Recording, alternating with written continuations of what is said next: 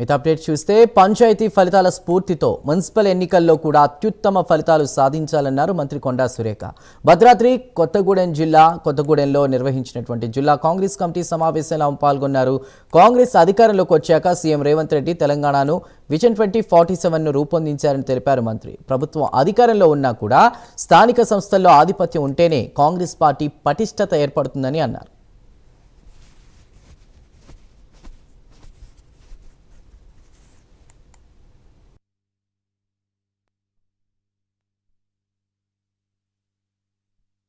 Chairman గెలిపించుకోవడమే మన లక్ష్యం.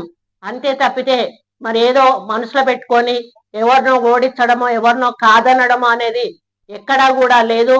ఎందుకంటే అధిష్టాన వర్గం నుంచి వచ్చిన ఆదేశాల మేరకు, మరి టిపిసిసి నుంచి వచ్చిన ఆదేశాల మేరకు, ముఖ్యమంత్రి గారు ఇచ్చేటువంటి సూచనల మేరకే ఈరోజు మేము ఈ యొక్క కార్యక్రమాలను ముందుకు తీసుకుపోతా ఉన్నాము. మరి ఎవరైతే గెలుపు దిశగా మరి సర్వేలు తేలుస్తాయో వాళ్ళను మనం అయితేనే మనం చైర్మన్ గెలిపించుకోగలుగుతాం.